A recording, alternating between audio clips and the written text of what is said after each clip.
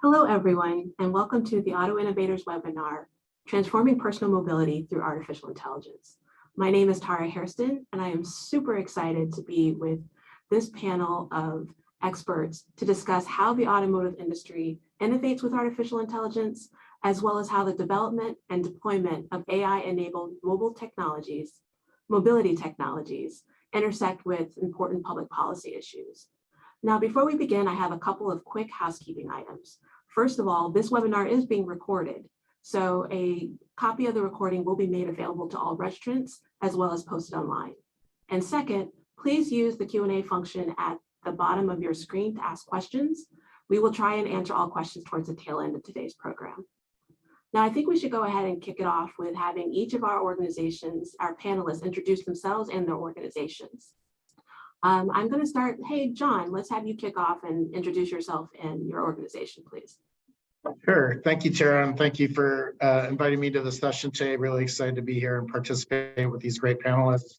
I'm John Francis. I'm the Chief Data and Analytic Officer for General Motors. I've been at the company for, I guess, about 6 to 7 months now.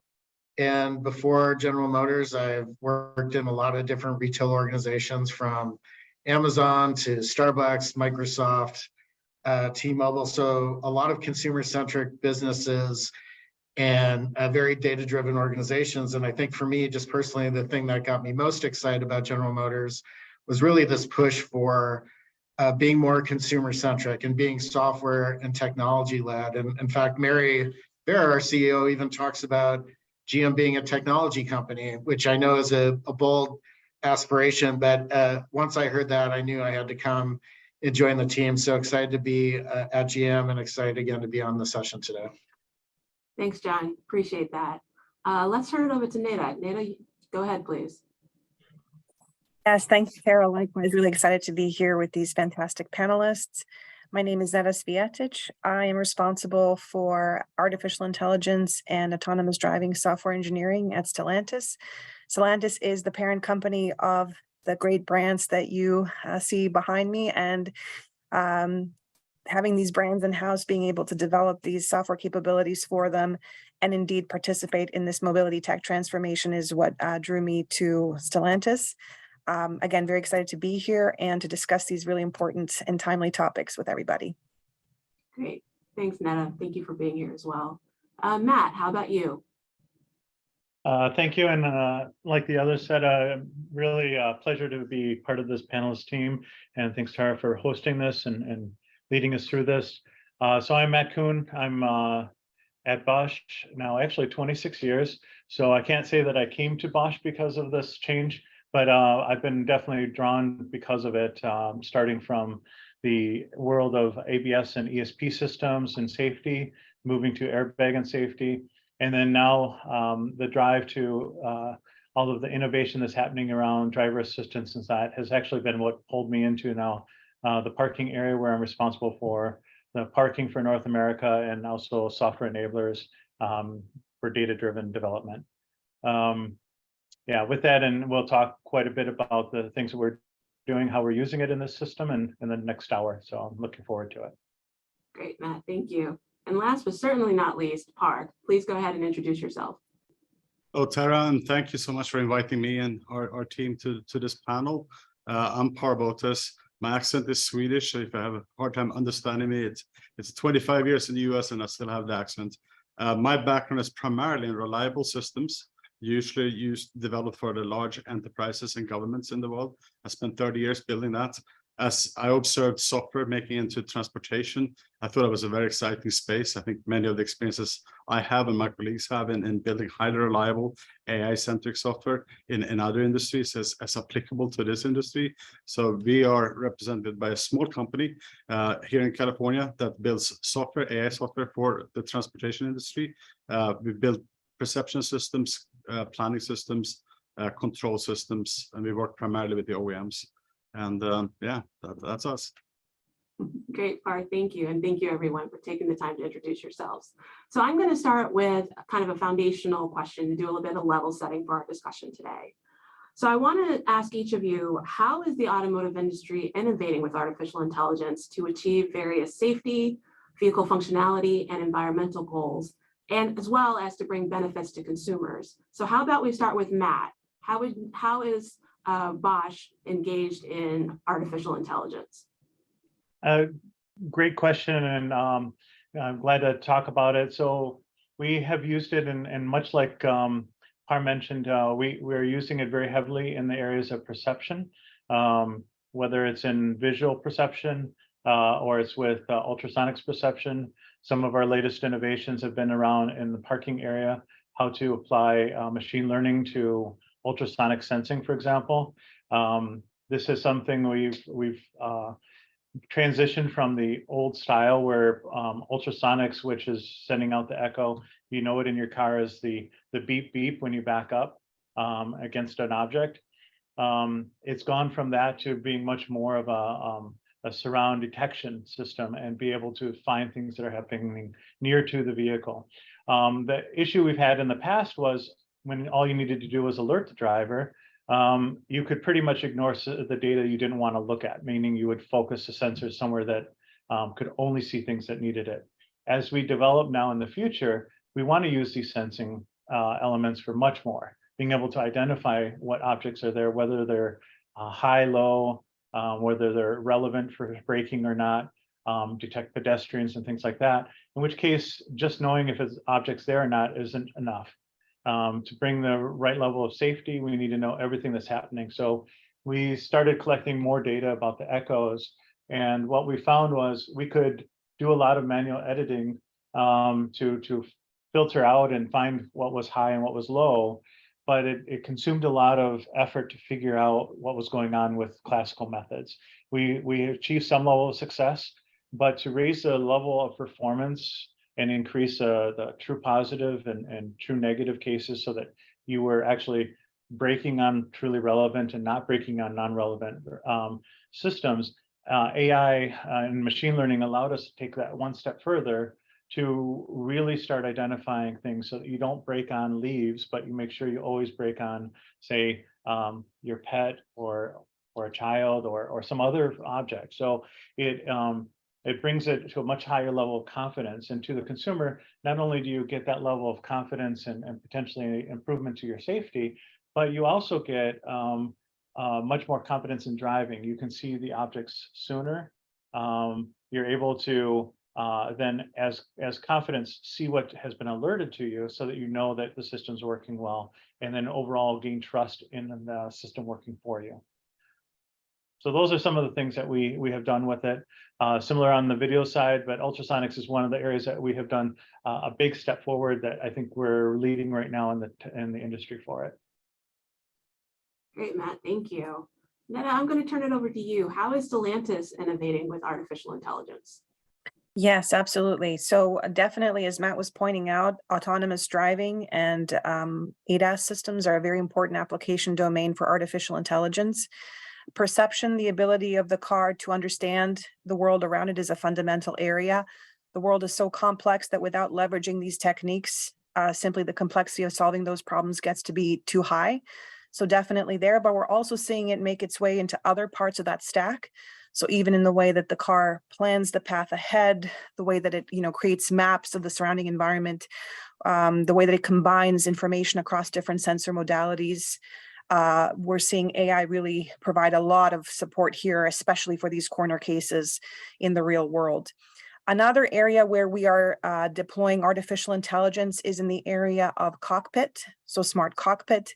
There we're leveraging AI for providing the user a very, as John was saying, customer-centric experience. So enabling them to use that space in a completely different way. And it combines really well with autonomy, right? Because when the car is driving itself, now we can reimagine the customer experience inside the cabin, whether that's a conversational voice assistant, whether that's personalization of the in-cabin settings. All of these things, I think, can be also combined together in a multimodal way to provide really brand new and exciting experiences for the customer. And I think it pairs really well with autonomy because that handoff between the human and the machine is so important to get right between the autonomous and smart cockpit domains. The third one, we're making a very big push into electrification and e-mobility. So leveraging AI in this space, for example, for intelligent and energy efficient route planning, for battery life optimization, for a battery efficient routing is very important to us, and doing that in a personalized way, where we're doing it in a way where we understand where the customer tends to go, where they need to go. So those three areas, autonomous driving, smart cockpit, and sustainable e-mobility are the three areas that we're focusing right now to deploy artificial intelligence. Thanks, Netta. Really appreciate that, and appreciate both you and Matt talking about how there are these various use cases for artificial intelligence in automotive. I think, there's a lot of people maybe aware of how artificial intelligence is used in autonomous driving, but not necessarily in some of these other use cases that you're sharing today. So it's really helpful to have that perspective.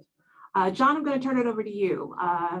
What can you share with us today? Well, look, Nada stole a lot of my thunder here. I think we'll have to get a separate call set up and exchange some notes. But yeah, I mean, and not to repeat anything, but I probably will a little bit, in the sense that I think obviously self-driving autonomous is a huge area in space for us, and we have an important acquisition we made with the company Cruise that we're embedding within more and more of our vehicles, and there's hundreds of thousands of miles that are mapped out. That really, I think, that will be a next generation experience, and so that's an important area for AI more broadly. As what was said, I mean, I thinking just about, almost from a human-centered design perspective, how do we start to create delightful experiences within the vehicle, and also as we think about our app and web ecosystem, and obviously, the phone is important from a CarPlay perspective in terms of how people map and find their route and listen to music. Well, we're going to start to think about how do we start to continue to build out and further personalize those experiences within the vehicle, and what that digital footprint can look like, that would sort of bridge between your phone and in the vehicle itself. So there's a lot around personalization. There's a lot of sensing from a personalization perspective as well. And from a safety perspective, you could start to think about the in-cabin experience, and how from not only do we make delightful experiences, but we also can make safe ones. So for instance, if we can identify that a driver may be falling asleep, or that we think there's some indication that they may be driving under the influence, that those are things that from a safety perspective, we could help and create some applications to create more of a safe experience there. And then there's a lot just within manufacturing as well. And you can start to think about digital twins, for instance, where you may have an expert in a particular vehicle or a part of the vehicle that may sit in a different part of the world from a factory, that from a digital twin perspective, now that they, in sort of an omniverse type way, they can start to engage with that vehicle and understand where there may be a challenge from a design or development perspective, from a manufacturing point of view. And then I'd say last thing, and it's really also just thinking about the data that we're collecting, and I've truly been inspired by the amount of data that we're collecting off of vehicles, that we could also start to think about democratization of data. So for instance, thinking about the vehicle telemetry and the sensors and cameras that we have, well, now you can start to think about how might you use that data to help governments and municipalities, just in terms of safety of roads and where there may be potholes, for instance, that we can detect through the use of cameras. So those are some, hopefully it wasn't too repetitive, but I'll just say +1 to everything that the Stellantis team said, and then hopefully add a little bit additional color there as well. Yeah, no, thanks, John. I appreciate that additional color, because it talks about not only how the industry is using artificial intelligence in its products, which is more like what Matt and Netta covered, but also how it's being used in their operations and in their services. So, and you already hit on a couple of topics we're going to get into later in terms of safety, as well as data. So appreciate you teeing that up for us. And Par, over to you. How is Ghost Autonomy using artificial intelligence and innovating in this space? So I don't want to repeat the obvious things that's already been mentioned about driving and so the data ingest after the drive, the telemetry, and then sort of scoring, generate KPIs and insights from that. But But one aspect that wasn't mentioned that we think very hard about this is how do we make the experience more collaborative with the driver? Today, we tend to think of the vehicle as having functions that either doing something for the driver or doing something the driver no longer wants to do. But understanding intent of the driver and understanding how the AI should adjust its interaction with the driver based on its intent and based on its level of alertness, I think is an untapped emerging field. And we're spending quite a bit of research and some assumptions around our development processes on that AI is going to move beyond this simple on-off into more of a collaborative method. You see this in other industries. For instance, if you use a word processor today, it's increasingly becoming common that it's finishing your sentences for you as you type them and completes them. That style of interaction between the man and the machine is going to make it into the transportation side. It's in the very, very early days, but I think we're observing a new generation of AI form in front of our eyes as the early pioneers have kind of established a baseline, and that I'm super excited about.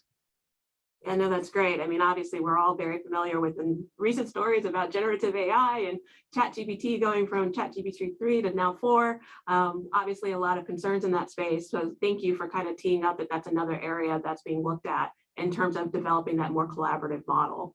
So we've already touched upon a number of issues, and we all know that artificial intelligence automatically implicates a wide variety of public policy issues. So I want to get each of your thoughts on how your organizations approach such issues like data privacy, safety, security, as well as bias. We know that these are all important issues, not the only ones, but very important issues. So just curious how you all are thinking about that. And since John, you started us off by talking a little bit about safety, how about I kick it over to you to start this question? Yeah, no, happy to share. These are pretty heady topics.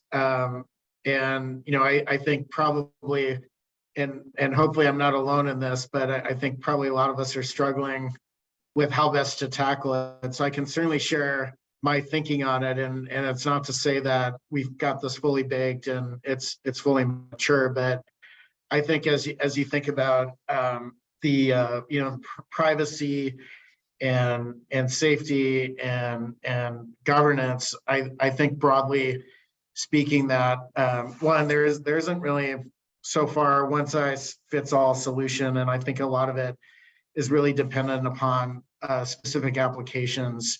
And for instance, I think that you can't really have a broad brush on this. So as an example, you know, if you know, there's really a tension, like as you think about digital experiences as a good example, or maybe marketing, where you know, coming from a lot of companies like an Amazon that I've worked at before, where you actually are encouraged to break things and test and learn and fail fast.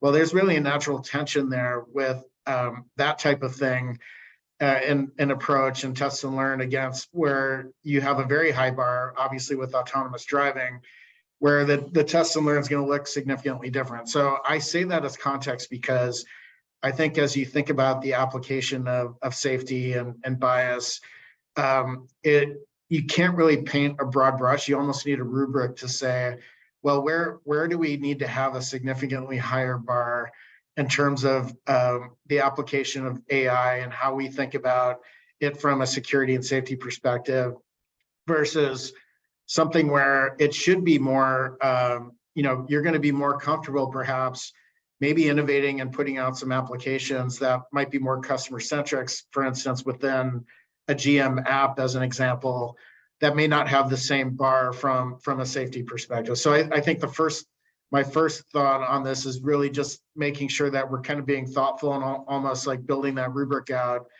in terms of the applications and where do we need a higher bar versus otherwise. So that's part of the response. And the other, just on bias, since this is really, you know, kind of I think something I have a lot of passion around, is just making sure also that we are very, very mindful about the types of applications we're building that don't inadvertently introduce bias. I always think about the Starbucks example where, you know, you could start to build out a store recommendation engine on where you should be building your next set of stores. But if you're optimizing for profitability, as an example, you may inadvertently ignore underserved communities where you want as a brand to be showing up and have stores available. So all that to be said is, as I started to identify those issues at Starbucks, it became clear that we also needed internally to start to think about governance. And I always hate adding more meetings and steercos, but really a forum through which people can come together and as a governance organization cross-functionally start to say, well, let's be thoughtful about what we're building and is it ultimately right for our brand and in service of what we're trying to do. So we're working on standing up a cross-functional organization right now that will start to look at those things, and whether it's bias or safety or data privacy, that, for some of the bigger initiatives that we'll have a collective point of view on, and really making sure that we're kind of keeping the math in check, if that makes sense. No, that totally makes sense. And it's really helpful to understand how General Motors is looking at these issues, because from a policy perspective, we're constantly hearing about the positive benefits of artificial intelligence, of which there are many, but we also have to be concerned about any potential for harmful outcomes. And so I think that conversation around equity as an important aspect of deploying artificial intelligence is really critical. So it's great that you shared that with us. Matt, I'm going to turn it over to you in terms of how your organization may be approaching some of these policy issues like privacy, security, safety, or bias. Absolutely. Thank you. So at Bosch, one of our key mottos is invented for life. And this kind of starts all of our discussions on how we go about it. And that means that all the products we do should work to improve life through autonomy and safety. And with that, we actually established quite early a code of ethics around AI that was focused around data safety, data security, data privacy, and avoiding bias, understanding what AI is. So one example is that we don't allow AI in a method that we cannot explain what it's doing. So for example, in the case that I'd mentioned with machine learning on it, we can walk through exactly and understand exactly what the machine is deciding. So it's not like it comes up with something and we can't figure out and reverse engineer why it's working the way it does. So this is something that comes part of it. But as our first priority, consumer safety is our number one top priority always. And with that, we look at it in various stages as AI becomes more and more a part of the development and products that we work together with, companies like Stellantis and GM and others to develop. And that is, we start with, human in command. That's kind of what we have already today. Human in the loop, where we see where the person needs to be part of it, and then eventually human on the loop as an over monitor instead of having to be fully engaged. And that allows us to think about that the human has to always be part of it, and that it's not completely removed in one way or the other. We observe, of course, all the legal requirements. We work in various markets, and each market has a different thing. And our ethics actually complies very closely with the EU regulations as it is today. It was kind of the premise how we started a lot of it, and then we worked from there. As far as avoiding bias, one of the key things is really about the data quality. As John pointed out, if you focus your data on one, say ethnographic area, you very much quickly get biased toward it. And so one of the key things is during the development phase, making sure that you're looking at all the scenarios you can, but that is only for the training of it. With independence of it, we have to ensure that when we do the validation, that the data that we're using is a completely different set. And so having larger data sets for validation versus what we do for development ensures that if we do have bias, we can go back and figure out where that came from and fix it.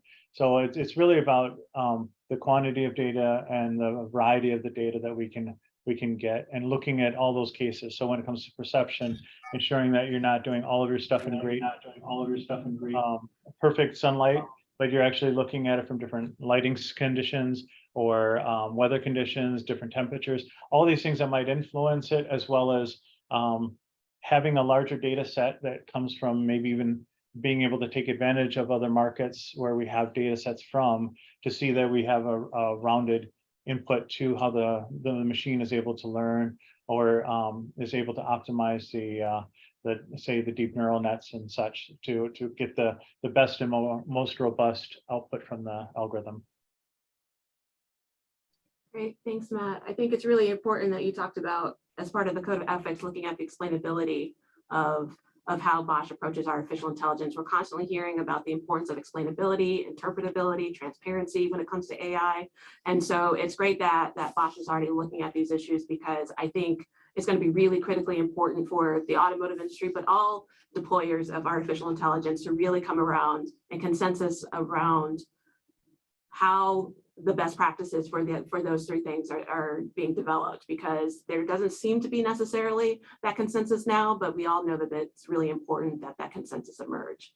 So Par, I'm going to turn it over to you. How is Ghost approaching some of these policy issues like privacy, security, safety, and bias? I think, as some of the previous panelists mentioned, the key thing is to make sure that your data is very uniform and homogenized.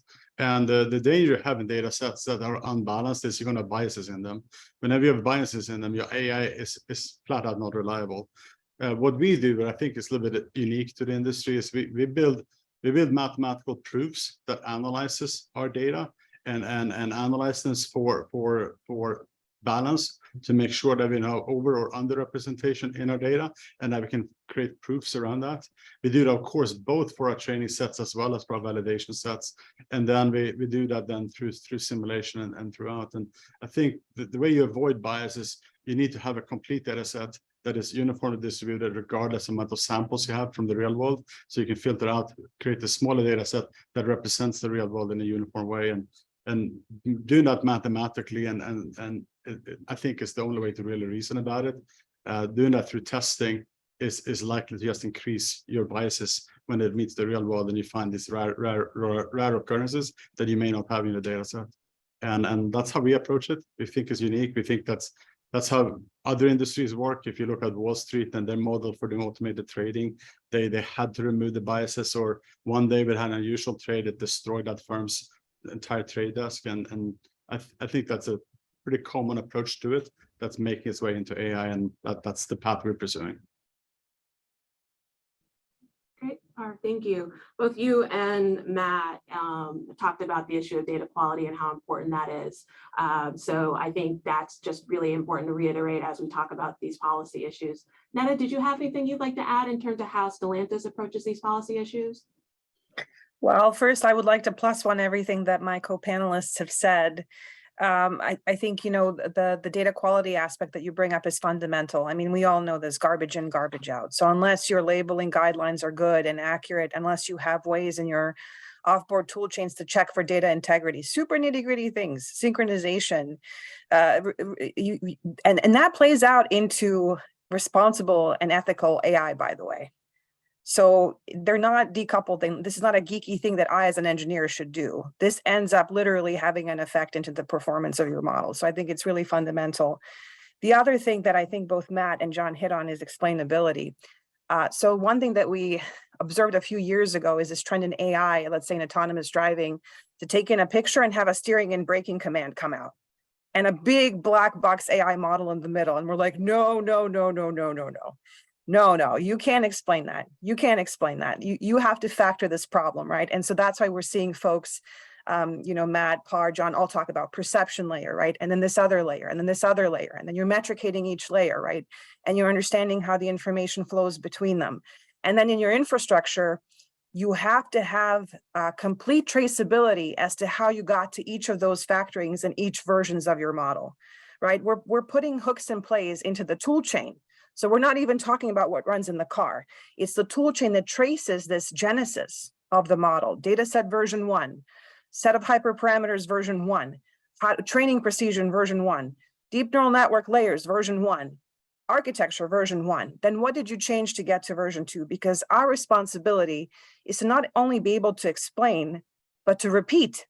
If somebody asks me, repeat this process, repeat the intermediate model, show me why you made this decision, I should be able to do that.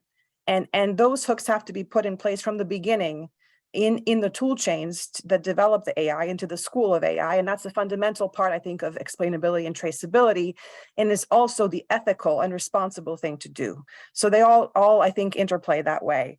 The other thing that John really mentioned, which I thought was great, is this difference of moving fast and breaking things, right? That kind of has made tech what it is. And sure, it has a place if you're doing a fun app or social media application, but needs to be super tempered when your product really does move very fast and is very heavy.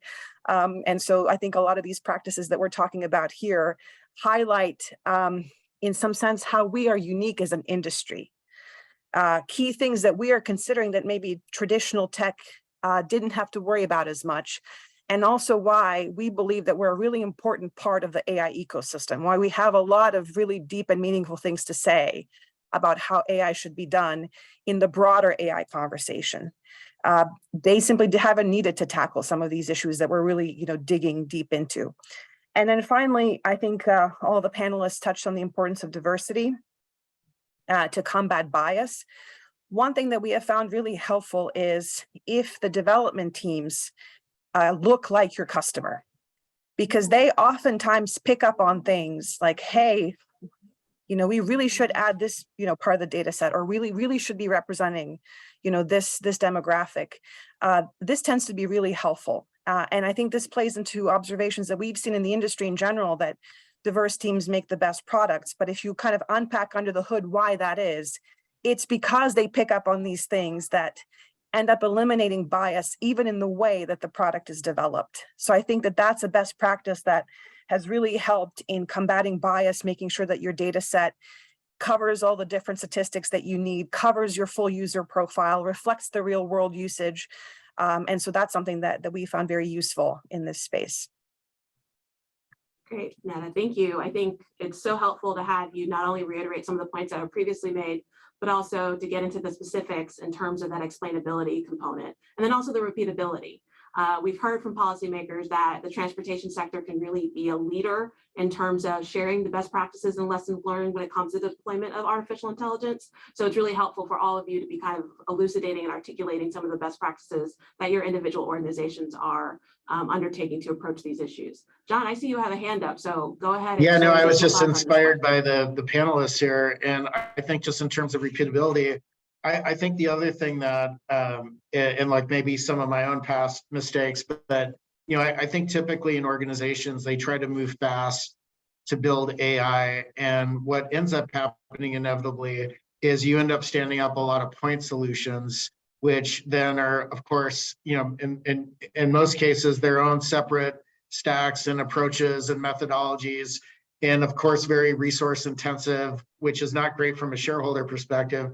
And also, by the way, from a repeatability perspective, it makes it quite hard to do things like lineage and have a common set of standards or patterns through which that you can follow. So one thing that, just to build on this conversation, is really thinking about how you can enable repeatability in terms of how you build and deploy and scale AI, that there's more uniformity, and it's certainly not to take away from creativity, but also to make it, one, just more efficient, because obviously, the more of these solutions you have that are kind of snowflake, the more people you need to maintain, and it's a big DevOps problem, versus if you can start to align on a common set of frameworks and patterns through which you do the work, it also just helps with this problem that we're talking about here. So there are a lot of benefits.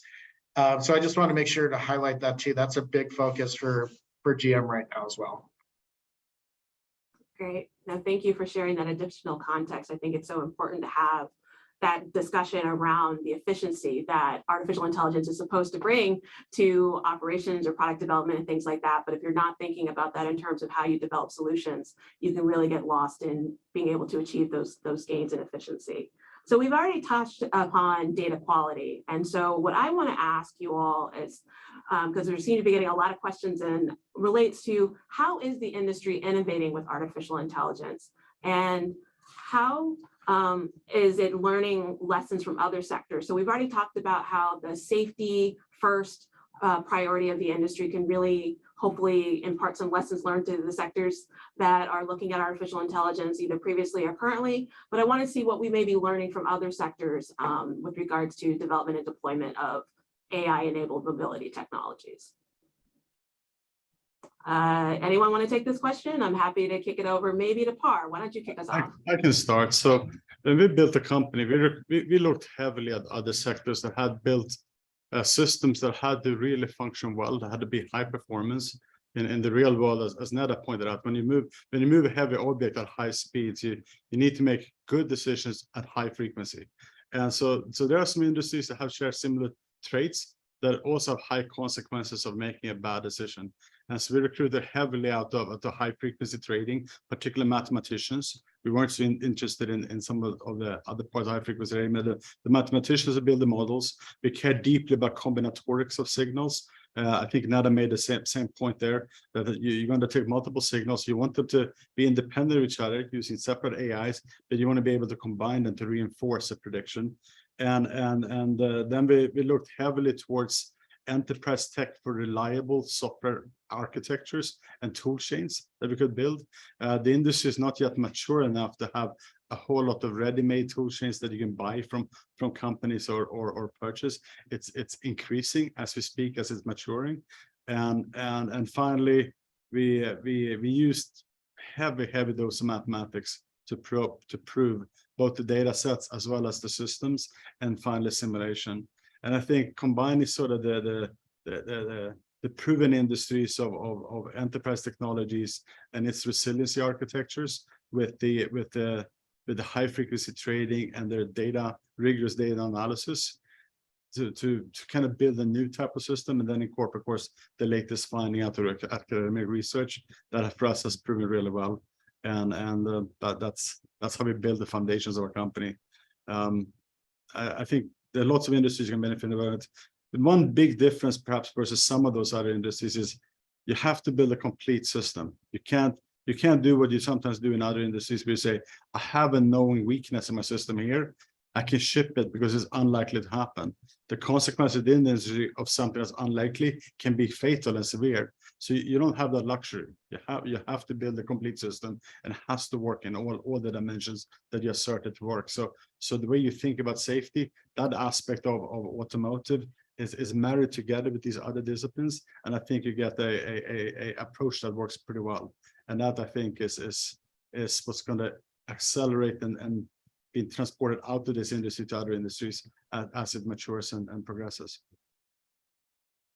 Fantastic. Yeah, I think it's so important that we continue to reiterate how important safety is to the deployment of artificial intelligence systems, and that we really continue to, quite frankly, be grateful for the fact that that is the important part of the lineage of the automotive industry, because I think, Spar, you're right, that best practices that are being developed in our industry will hopefully translate to others, and we can make artificial intelligence, as Neda said, more responsible and ethical, but also safe. John, I'm going to turn it over to you. What are you thinking in terms of how the industry is innovating in this space, and the lessons that may be learning from other sectors? Yeah, well, look, I think this is I was at the Vegas conference, the tech conference, and I spent a lot of time, obviously, in the automotive area, and it's this is sort of, automotive is kind of the new sexy space for every tech company and every OEM to be innovating on, and there's a lot of interest and excitement. And I'll just say that like I think for me, and this has been true my entire career, that there's always the risk of the shiny object problem, and maybe not to pick on ChatGPT, but there is a little bit of that right now. And don't get me wrong, I think that the capability and the power of it is incredible. There's some real applications there. But for me, innovation starts first with, well, ultimately, what are we trying to do? And, I think GM has a bold mission, and I actually get chills thinking about it. Just, we're going to lead the automotive industry in creating a world with zero crashes, zero emissions, and zero congestion. So if that's our North Star, then I think about innovation through the lens of how can I best enable that, and what technologies then, not leading with technology or AI, but really how can we best support and bring that to life? And then being kind of agnostic to whatever capabilities or AI, or in some cases, it might just even be more simple analytics to help support that purpose. And so for me, it starts with that. And, I actually think that it should apply to every sectors. I do think there are a lot of missteps that I've seen in other companies where, yeah, there's sort of this shiny thing, and then it's figure out, well, I have a solution looking for a problem. So first and foremost, then I would say, how can we start with the problem statement? And then how do we go after it in a really agile way? Not trying to solve the big bang of, a particular problem set, but can we start small, get a small team together using the Amazon vernacular of 2-pizza team, don't have a team bigger than you can feed with 2 pizzas, and then just start to innovate together and work as one team to bring innovation to life and start to show progress along the way. So I know that's not a very technical answer, but it's certainly how I think about it.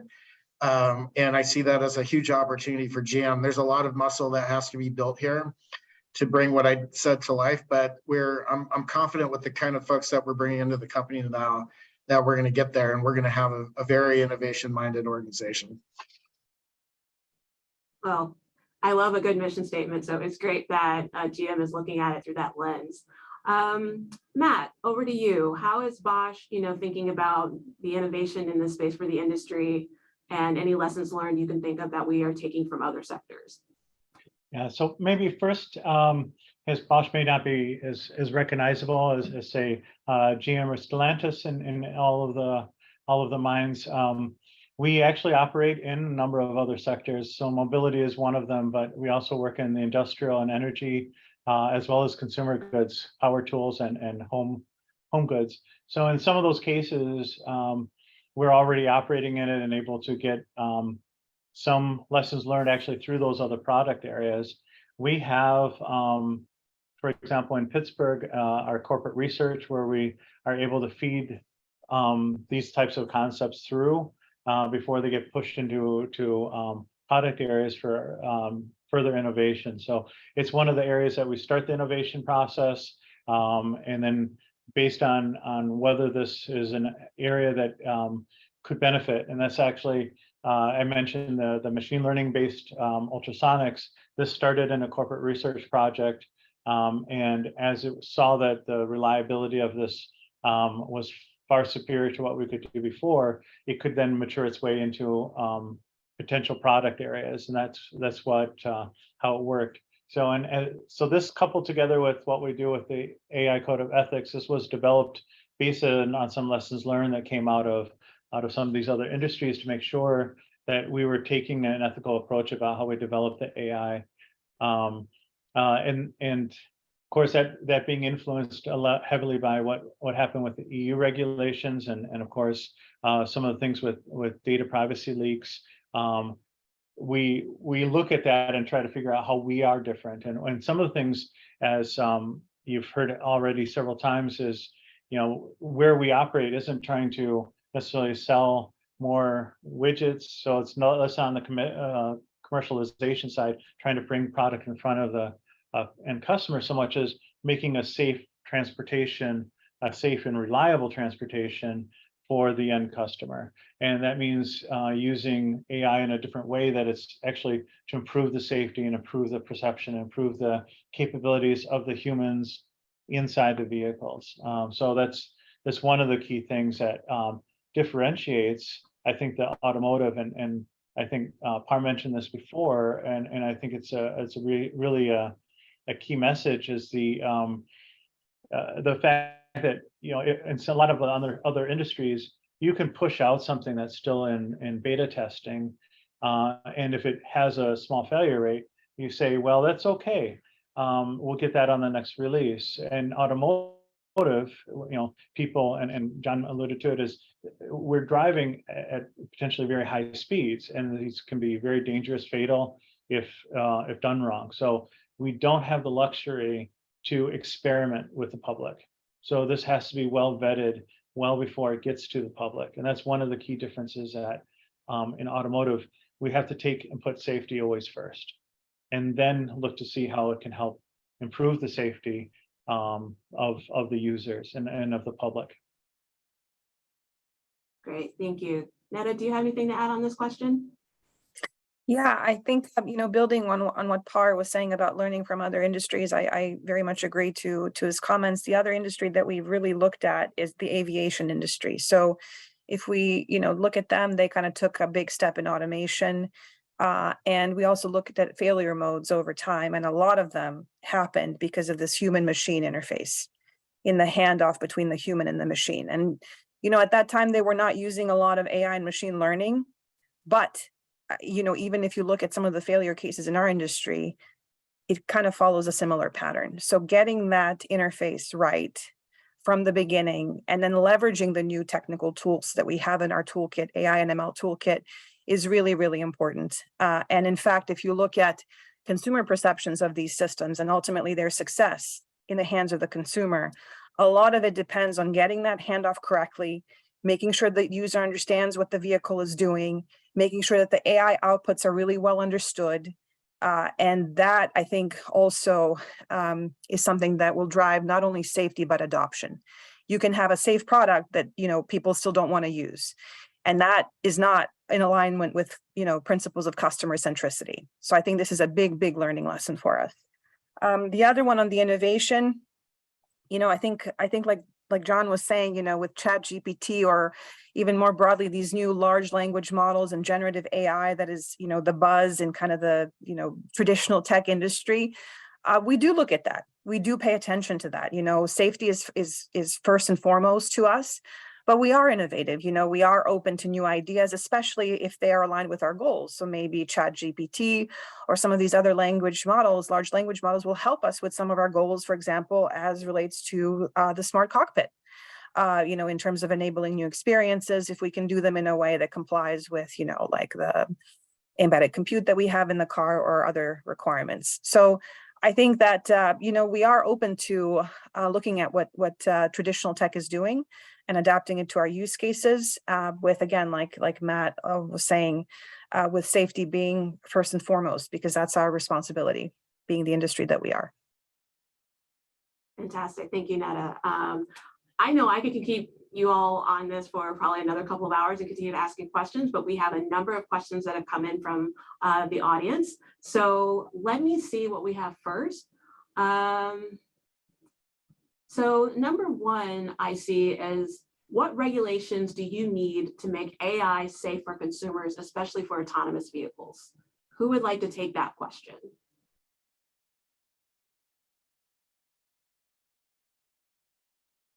Netta? Nat? Sure, I'd be happy to. So, I mean, we've been supporting already in some markets where regulations have already started to be discussed, and we're very open to having those discussions. I think probably most important is, I think, just being invited to the table to help with education.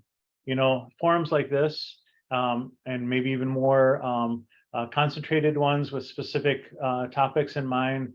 I think that's going to be the key, because not making a decision that's not informed, we can end up with overregulation that ends up stifling the innovation, and stifling it in a way that's maybe not actually helpful for the product and for the industry.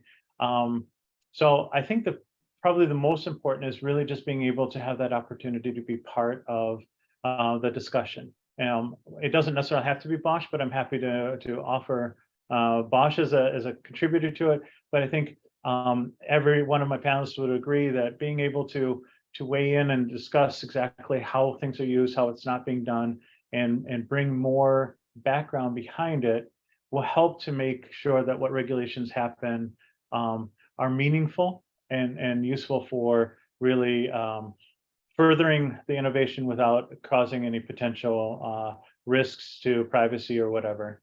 So I think that would be the main thing, is just being able to support any kind of education that we can do.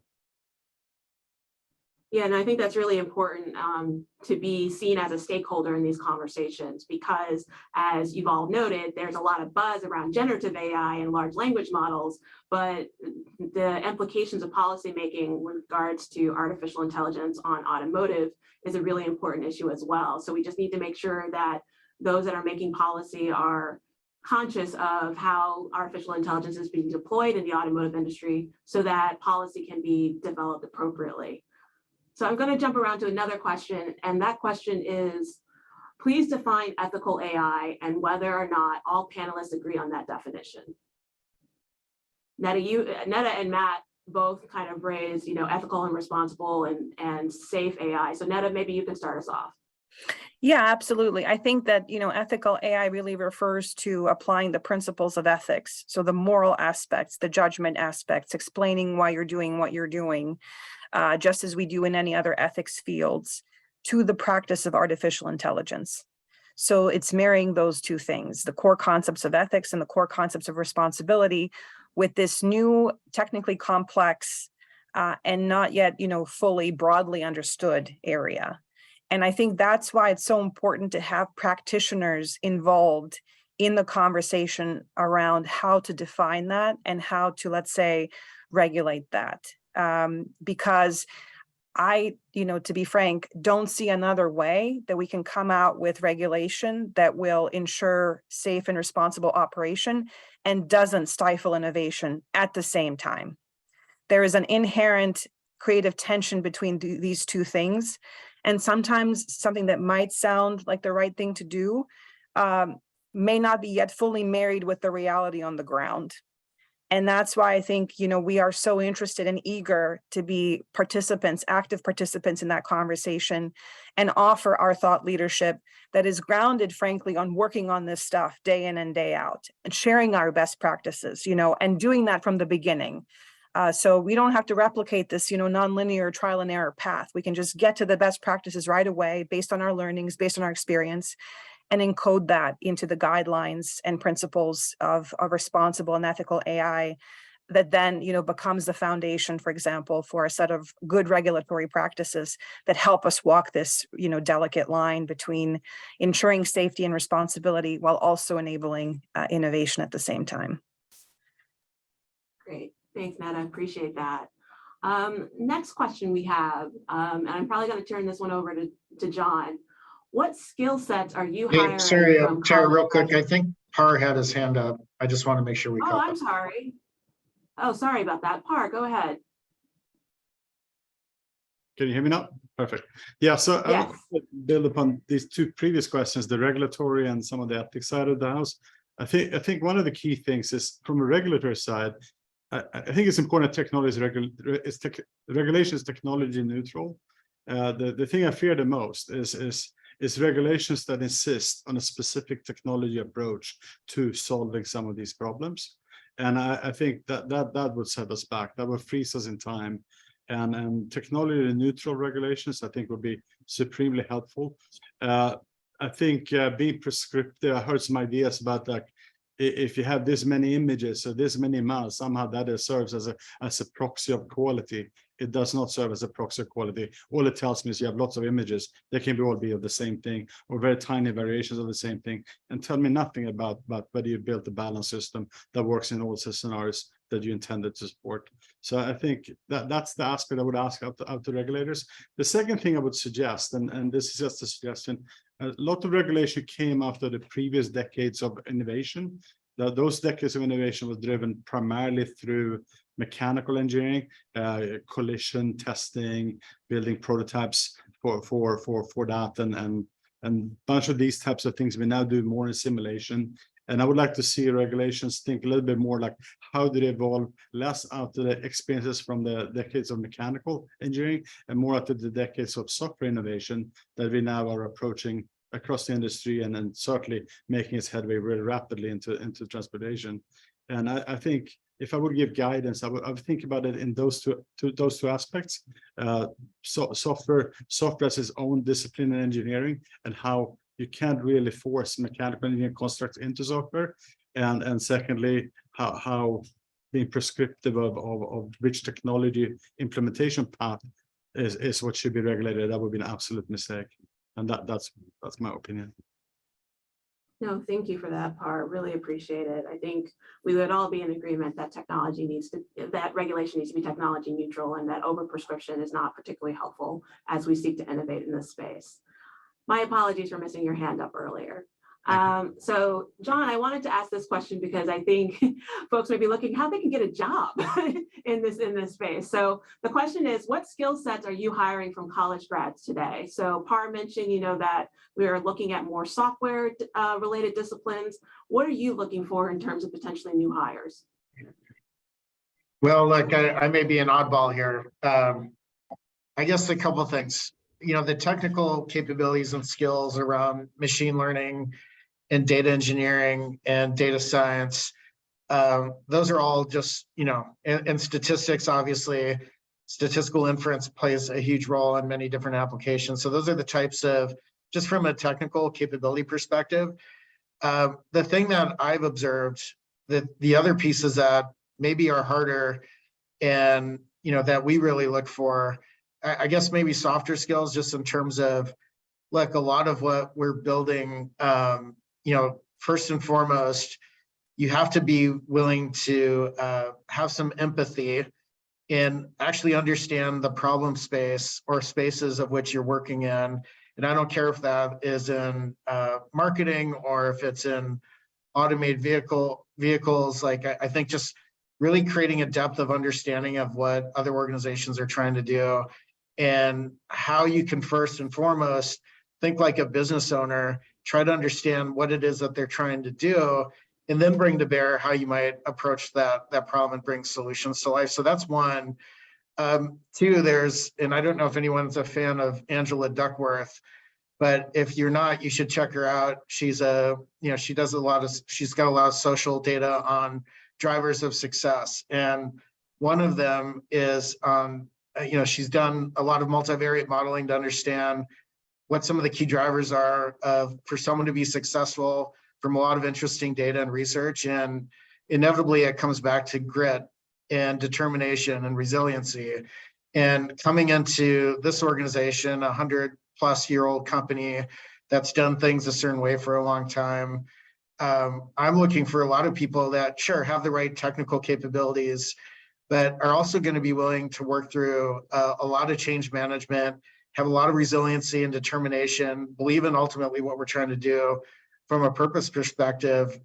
That's the thing that gets me most excited. I've just, in my own experience, I've hired some of the best PhDs, amazing machine learning engineers that come from other organizations like a Google or a Meta or an Amazon, but they inevitably fail because I think they just, in some cases, fail because they may not have the right mindset about what's really required to do a lot of what we need to build, and new applications and new technology with AI in a different environment that may not be as receptive as the companies that they work in. So that's some of the softer skills, if you will, that I think are really critical that I look for. And it's hard. That one's hard to train. So a lot of it's just how people are wired. But hopefully that's a helpful answer to whoever asked the question. No, I think it's really a helpful answer. Because it's so important to be thinking about a multifaceted candidate for a particular job, particularly in this space, which has such an impact or has the potential for impact through human-centric design and the human-machine interface and all these sorts of things. It deals with people. You have the technology, but you're dealing with people. So softer skills makes a lot of sense. We are quickly running out of time. I think we have 2 minutes left. So I'm going to see if anyone has any final thoughts to share with the audience today as we decide to wrap up. Any final thoughts you all would like to share quickly?